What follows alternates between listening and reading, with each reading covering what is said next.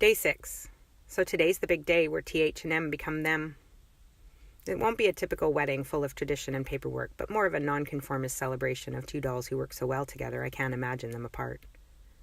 It's a gorgeous day without a hint of wind to throw them off balance, and a cerulean sky straight out of a Bob Ross painting, with happy little clouds and water with no ripples.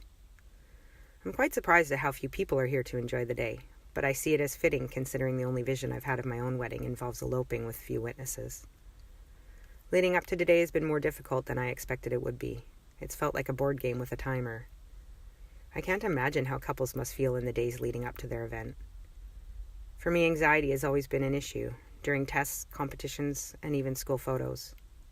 I would inevitably break out with cold sores or go completely blank, forgetting everything I had practiced. I've always wondered how, with all the pressure and spectators, one could possibly remember their vows without passing out halfway through, or being so filled with emotion that you can't stop crying all day, let alone during your ceremony. But regardless of my own fears, I am happy for couples who decide it's right for them. I know deep down it's not right for me, even though I can get jealous at the idea of it. As I was adorning them with their finishing touches, she happened upon the cut end of an onion that had washed ashore, and as I placed it in her hair, I imagined the article the Onion News could write about this wedding, and I smiled at the irony of what I was doing.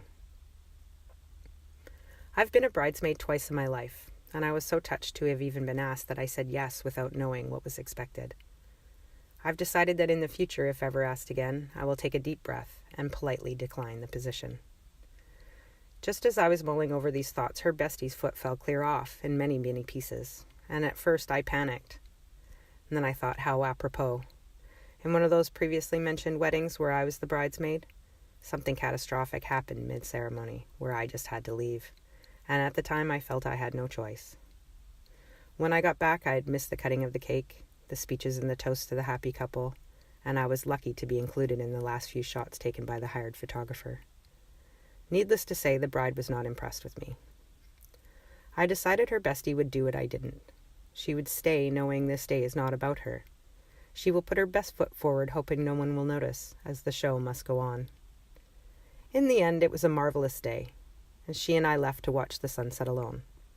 While the light faded behind the snow-capped mountains, I was already planning their honeymoon, which in my opinion has always been the best of all of the traditions.